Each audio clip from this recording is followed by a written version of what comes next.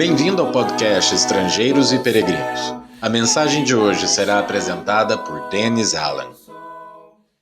Você já teve a experiência de ir para algum lugar que nunca tinha visitado antes? Talvez de carro, a pé, de ônibus, mas indo para um lugar desconhecido. Como que chega num lugar assim? Precisamos de alguma orientação ou talvez alguém para nos guiar.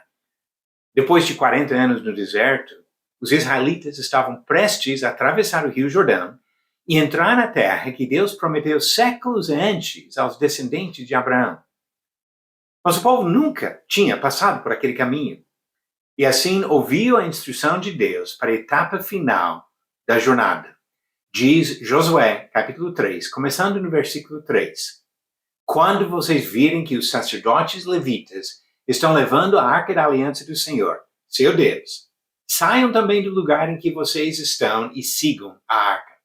Contudo, deixem uma distância de cerca de 1 quilômetro entre vocês e a arca. Não se aproximem dela. Dessa forma, vocês saberão o caminho pelo qual devem ir, visto que nunca antes passaram por tal caminho. Deus estaria guiando os sacerdotes que levavam a Arca da Aliança, o móvel sagradíssimo que representava o trono de Deus, e o povo seguiria a arca. Observamos aqui 3 lições importantes. Primeiro, a necessidade da orientação divina. Como os israelitas não tinham nenhuma experiência de passar por aquele território, precisavam que Deus os guiasse.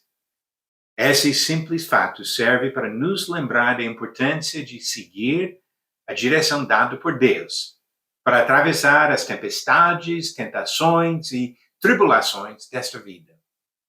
Naquele momento, Israel foi guiado pelos sacerdotes designados e instruídos por Deus. Hoje, nós temos a palavra revelada nas Escrituras para nos guiar. Como diz Salmo 119, verso 105, lâmpada para os meus pés é a tua palavra, é luz para os meus caminhos. Não somos capazes de dirigir nossos próprios passos, como Jeremias disse, no capítulo 10, versículo 23, do livro de profecia dele.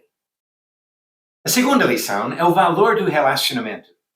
Deus não deu um mapa para cada família com desenhos representando cada perigo no caminho. Implicitamente, ele simplesmente disse: sigam-me. Serviço ao Senhor não se baseia no conhecimento perfeito de todos os seus mandamentos, e muito menos na nossa concordância com as palavras de Deus. Os verdadeiros discípulos de Cristo são aqueles que entram em um relacionamento com Deus e assumem o compromisso de obedecer aos ensinamentos de Jesus. Jesus mesmo ensinou isso em Mateus 28, do 18 ao 20. As ovelhas ouvem a voz do bom pastor e o seguem.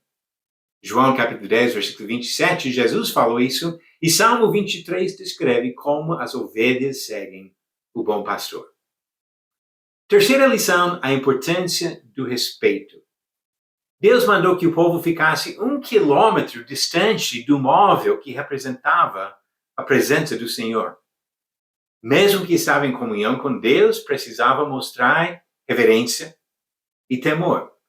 Nós devemos buscar a intimidade com Deus, mas sempre com o devido respeito, pois Ele é o eterno Criador e somos apenas criaturas. Deus não é mano ou cara ou alguma coisa de colega, Ele é Deus. E a instrução dada aos israelitas serve para nos orientar em nossa jornada, não para a terra de Canaã, mas para a terra celestial, prometida aos fiéis. A pergunta de ontem vem da mesma época da história de Israel. Depois da vitória sobre Ai, Josué edificou um altar em qual monte? Alternativas: A. Monte Gerizim, B. Monte Ebal, C. Monte Sião ou D. Monte Líbano. A resposta certa, alternativa B. Monte Ebal. Como diz no relato de Josué, capítulo 8, versículos 30 e 31. Então Josué edificou um altar ao Senhor, Deus de Israel, no Monte Ebal, como Moisés, servo do Senhor, havia ordenado aos filhos de Israel, segundo o que está escrito no livro da lei de Moisés, a saber, o altar de pedras toscas, que não tinham sido trabalhados com instrumentos de ferro. Sobre esse altar ofereceram holocaustos ao Senhor e apresentaram ofertas pacíficas. E a pergunta de hoje vem do Novo Testamento. Em qual das suas cartas Paulo escreveu: porque vocês foram comprados por preço, agora, pois, glorifiquem a Deus no corpo de vocês? Alternativas: A. Romanos, B. 2 Timóteo, C. 1 Coríntios ou D. Colossenses. A resposta vem amanhã.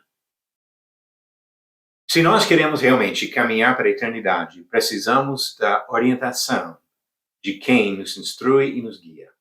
Precisamos da palavra de Deus para nos conduzir para a eternidade na presença do Senhor. Obrigado por nos acompanhar nessa jornada pelas Escrituras. Volte amanhã para ouvir mais uma mensagem do podcast Estrangeiros e Peregrinos. Seguimos pelo mundo a viajar.